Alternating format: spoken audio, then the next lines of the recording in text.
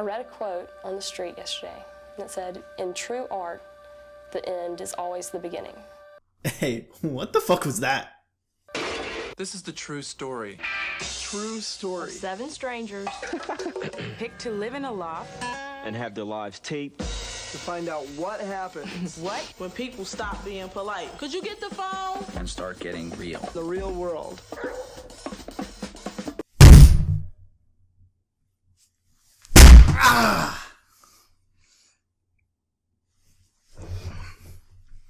That's how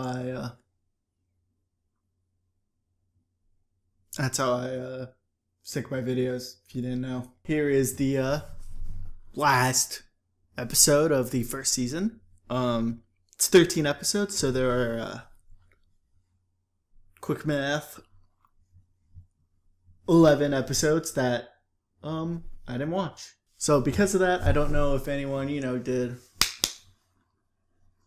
or not. It's a 13-week experiment. It's like 4 months, 3 months of their lives being filmed. Let's see how they ended all their time together.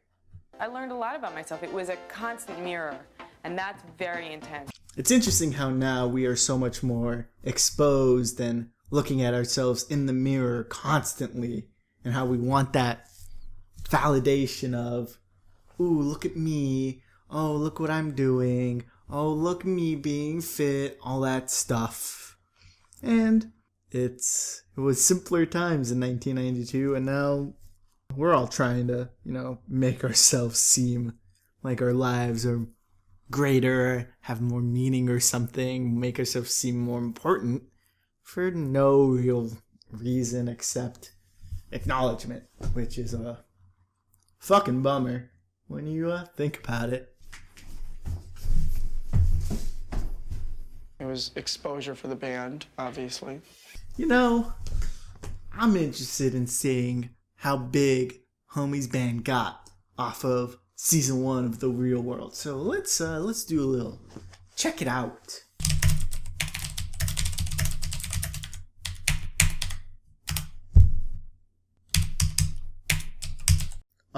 After the 2 music videos and allmusic.com entry and disc songs, website people use to look up bands catalog, it's the Wikipedia page for the first season of The Real World. Probably didn't do him much, and I don't think his Wikipedia page even links to some. Nope, you don't go anywhere else. It's just locked there. So, yeah, Rain Dance didn't really take off, but,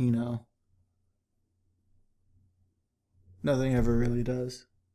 Yes, here's a chance for me to get out of Birmingham and, just a ticket out, ready to get some kind of career going. She has some merit to what she's saying. People inevitably thought it was a foot in the door for them, while she wanted it to be a direction different than what inevitably it became. She had the right idea, and she got actually good experience out of it because she wanted to be a dancer, and she took dance classes in New York because there are a whole bunch of footage of her in dance classes in New York. So, yeah, I accomplished that for her, but, as years went on, degenerate tryouts and try to just mooch off going from all the envy, and then inevitably it just became bouncing from MTV show to MTV show, trying to keep that 15-minute candle lit. But ultimately, I think the novelty of The Real World is what makes anyone who enters the show kind of fail as they leave the show, because there isn't room for growth. It's just you were a regular person to an extent, and your life was played up, but like, what's the room for growth there? What's the next step? And there really isn't much, except like any of the other Real World versus shows. But I will say this, how genuine everyone felt in the first episode and the last episode, it makes me want to watch the entire season, because it's a different sense, it's a different kind of feeling of people just interacting with strangers and getting to know each other, as opposed to You know, all the bullshit we are forced to deal with now. I feel like I met Kind more of, personal and emotional goals delusions than of I got you nothing to that say washed about away. vacuum. Where are they filming these talking heads? Everyone's talking head is like metal factory. There are chains on walls. There's just like a big ol' rope. There's rope behind her, I think. I think that's just a tube of rope. Couldn't they have just done... I'll take bathtub over rope. They were in the house. Why aren't they in the house now?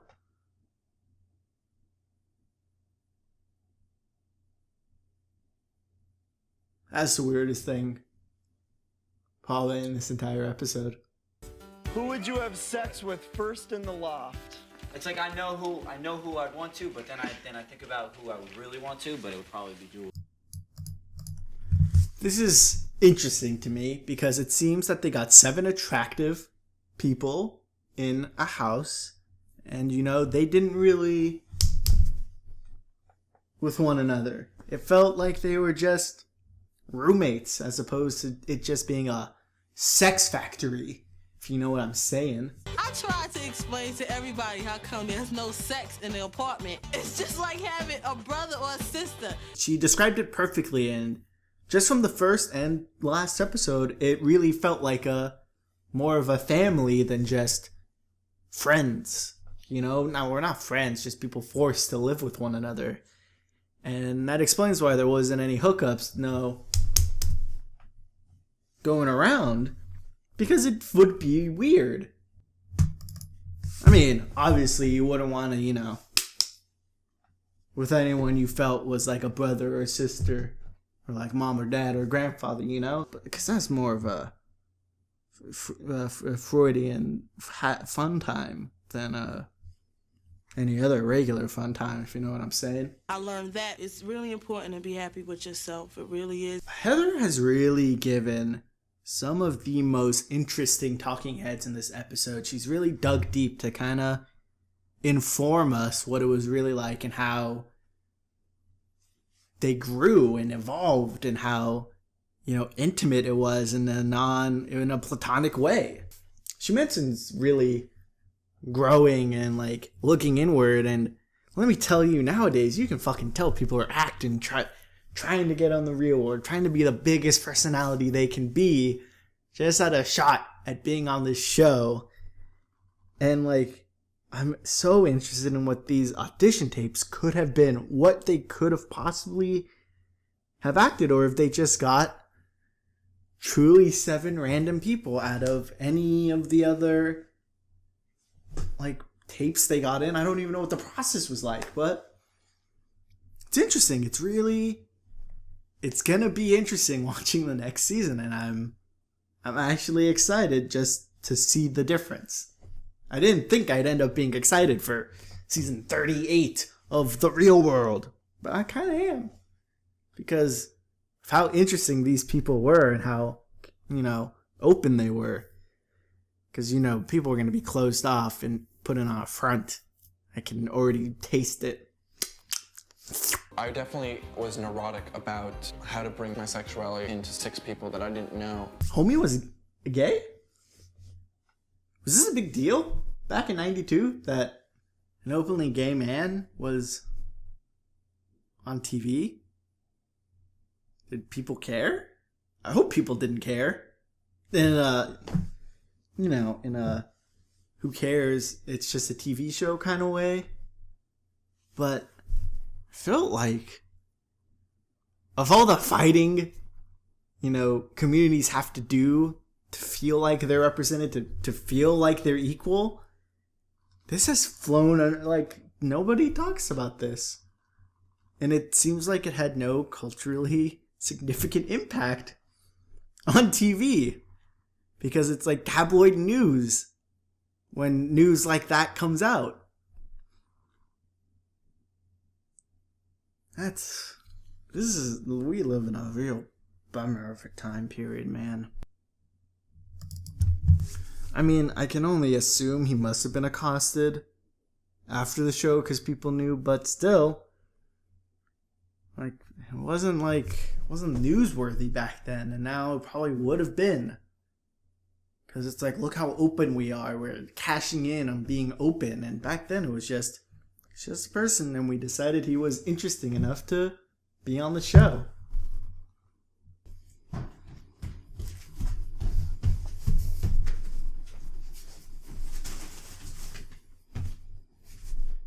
I think we'll all stay in touch. I think some will stay in touch more than others, but I definitely always want to know what's going on with them. I'm interested if they did actually stay in touch, if they still communicate with one another, because I think it just feels like a camp friend type situation, you know? You go off to camp, you make some friends, and you just kind of see them again the next year, but when you stop going to camp, you stop talking to them. Fuck, I'm friends with some people from camp and on Facebook, and I don't talk to them at all. It's just, at the time they friended me, and I was like, yeah, they're my friends, and now I barely think about them, and they probably barely, they do, don't they? I mean, when I say they do, I mean, I'm friends with some, like, on, social media, I'm friends with some of the people I met at camp, because back then I was like, yeah, they're my friends, I want to keep in touch with them, and now I don't think about them at all, and I know they don't think about me at all, because why do we need to think about them? It's so unimportant now. But maybe we do sometimes. Maybe I do subconsciously, because we want to remember simpler times when, we didn't want to end our lives. The existential dread didn't want to make me kill myself. We don't really notice the passage of time. We kind of take it for granted most of the time. But when it's shown back to us in film, like, the real world, or home movies we take, or, videos we have on our camera that we forget and find again years later, or pictures we take, pictures we have of us as kids, high school, college, even now, instead of looking at where you were, you kind of start noticing things that are different, things that have changed. Phones are different. That school isn't there anymore. Oh, that guy isn't around anymore. You start thinking about how things are different, and how you've, not really how you've grown, but how much of a shadow of yourself you used to be. And, people often do say, I hated who I was in high school. I don't think I'd like myself if I met my high school self. And, that's so true in pictures. I know people hate looking at pictures of themselves in high school. I do know those people, but they were simpler times, and I kind of do miss my outlook on life when I was in high school.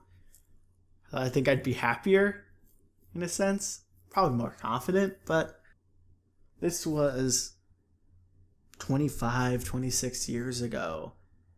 They are encroaching on their 50th birthday, when I think about it, or close to it, because the oldest guy on the show is as old as I am now, and they probably have kids now. Their kids are close to having kids too, maybe. They have stable jobs, or they're getting close to retire. They barely have time to probably think about their time on the real world. It's probably not a conversation starter for them anymore. They probably just live their life peacefully, and maybe often think about it when they're trying to go to sleep at night. But I wish I could barely think about something that I did 10 years ago, But I will stay up at night with all these thoughts in my head, and I'll think about it. And they probably don't think about it. I wish I knew if they did or didn't, but I can't imagine something that happened 25 years ago being all that important to you when you have so many other things bearing down on you. Because I don't. So I have all that time to stew and think and not be too happy about who I've become. I feel like this episode didn't really have too many bits. And I'm ending it on a downer. So here's a call. Here explains this, I guess, and I'm putting it at the end. I'm gonna put footage of me trying to chase my cat in, just so you can there's some upbeatness to this video.